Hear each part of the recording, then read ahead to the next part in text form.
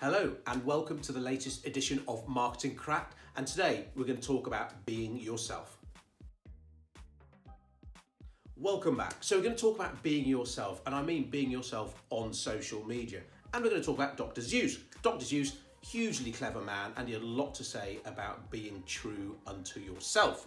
January the 23rd in America, did you know that's National Reading Day? And it's National Reading Day because it's actually Dr. Seuss's birthday. So there's a little factoid for you now. And this whole video is about all the disruptors you see on social media, all the loud influencers, all the gurus. Now, I'm half Indian, so if anyone should be a guru, it should be me.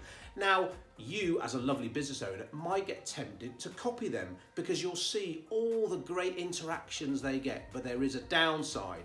So Dr. Seuss's quote was, "Today you are you, that is truer than true. There is no one alive who is youer than you."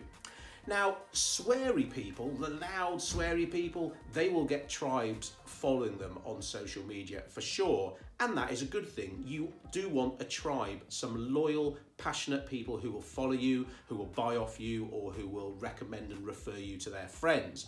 But it's also attracting the haters, because if you're loud and visible, you will, and quite divisive, you're quite a Marmite character, because not everyone is going to like the loud, sweary disruptors out there. So they do also have to deal with haters. Now, if that's you in real life, if by your very nature you are quite loud, you are very confident, and maybe you're a bit sweary, then that's fine. You are just being yourself.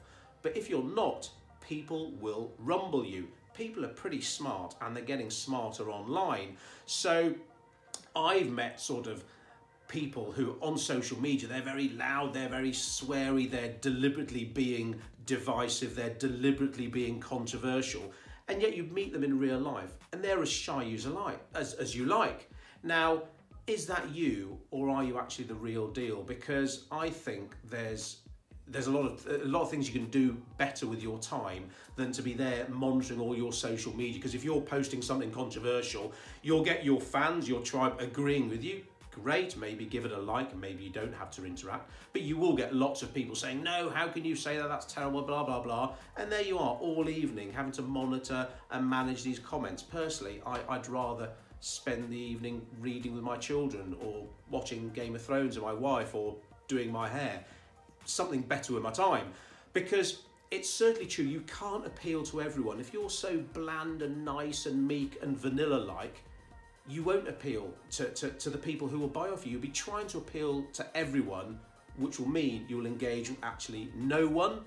Because if you're so quiet, no one really hears from you, or they can't engage with your video because you're so quiet, you will have to get out of your comfort zone. Maybe video isn't for you, maybe social media isn't for you, you're better off doing some other forms of marketing, but you have to be yourself, because not everyone is Gary Vee, and at some point people will rumble you. If every post you do has a naughty swear word in, every image you use has a sweary quote from you, if that really isn't you, I'd really change your attitude. It is tempting to follow some of these influencers out there that might feel the need to just deliberately be controversial, knowing that everything I say is going to be polarizing, because that will get people talking to me.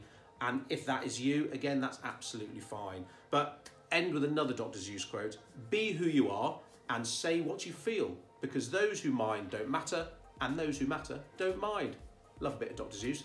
I'll see you soon for another edition of Marketing Cracked.